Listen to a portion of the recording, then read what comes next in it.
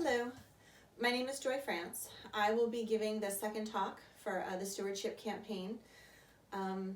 Romans 8, who will separate us from the love of Christ? Much like Forrest, COVID-19 flashes before my eyes. I can hardly think of any other topic to talk about when I think about the things that separate me from Christ at the moment. Forrest has large moment impacts in his life. I don't have that experience at the moment. What I have are a lot of little tiny challenges, tiny complicated decisions that have to be made that never really had to be made before. And it's exhausting. These last 6 months have been mentally exhausting for me. And I think for everybody. I don't believe that I'm unique in that. So when I think about ever since March, we had to celebrate Mother's Day and Father's Day differently than we ever had to before.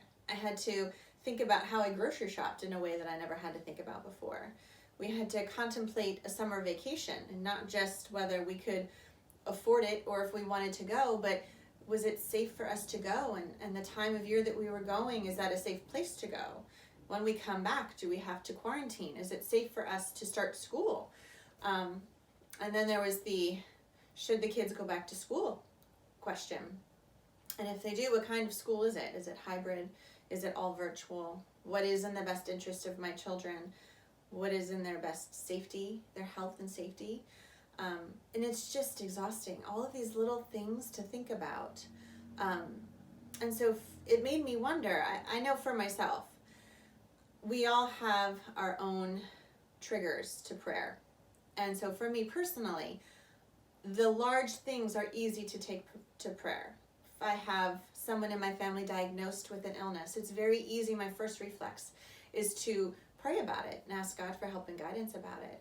If someone in our family loses a job, if there's an accident, some large moments, I'm very quick to go to God about those things. But what I have discovered about myself over these last 6 months is the decisions that we're making, these complicated little things that have come up because of COVID-19, in my mind, I don't go to Christ about them.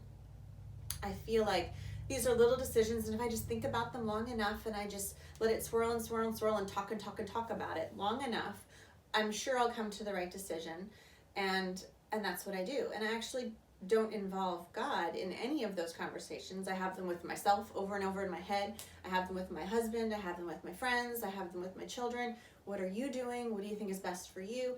And I just go round and round and round. And then at any moment, some new information will come out, and all of a sudden I have to start the whole process over again. And I have just found that these last 6 months have just been mentally exhausting, which is interesting because for the first time in my whole life, all 5 of us are in the same house 24 hours a day. We've never all been in the same place for this long before. And so my physical world has very much slowed down, but my mental world is just, I'm like a hamster on a wheel. It won't stop. It goes. And I try to guess and predict what might happen and have 2 or 3 alternatives in mind. If plan A fails, what does plan B and C look like? And it's just exhausting. It really is.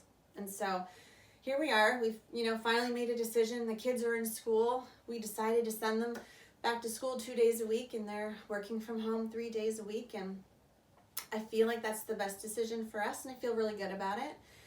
But here we are. When I flash forward to the next 6 months, I wonder, all of my children's birthdays are coming up. What do birthday parties look like right now? Is it responsible to have family members visit? It's in the middle of the winter. It can't be outside anymore. So these are the things now I'm starting to think about.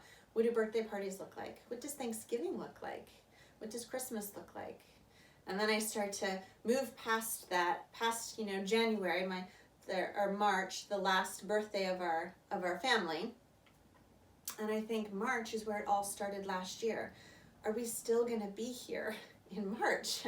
Are we still going to be doing this in March, making these really difficult, complicated decisions that are normally mindless? We don't even think about it. We just make it and move on. And now everything is just complicated. So for me, I do not take the time to incorporate God into those conversations. And I wish that I would, because I feel like I would have my hamster in my mind would get a rest, but my hamster has not had a rest in a long time. And so I feel like it's not that the love of Christ is not there. It's that I don't slow down mentally enough to feel it. So I understand academically that God is here for me for all of the moments of my life, the big moments, the little moments, and so I'm happy to welcome him into the big moments. And so I understand my homework assignment. I need to, over the next 6 months, make a conscious decision to invite him into those small moments, because that's where I need help at the moment. I don't, thankfully, have any big moments that need prayer and attention from him, and I'm so grateful for that. But he's there for those small moments too, and I need to remind myself of that. And so I challenge all of the members of Advent to think about what separates you at the moment from the love of Christ, because as Christians we know that the love of Christ doesn't go away, but there are times when we don't feel it. So what is holding you back? What is stopping you from feeling it in that moment? And so think about that and reflect about that. And so that is what we're thinking about for our stewardship campaign this year. Everyone's response to this will be different, just like mine is different than Forrest's, but there is no one more sincere or genuine than the other one. Everyone's experiences during this time is important, and it's especially important to God. So I encourage everyone to think about that and to remember Advent as we're going through this so separately. I miss being in church, and so I can't wait to be in church with all of you again one day. Until then, I look forward to watching our YouTube sermons and hopefully seeing some new people lecturing, just to get some new faces up there. That'll be fun. And I hope to see you all soon. Thank you.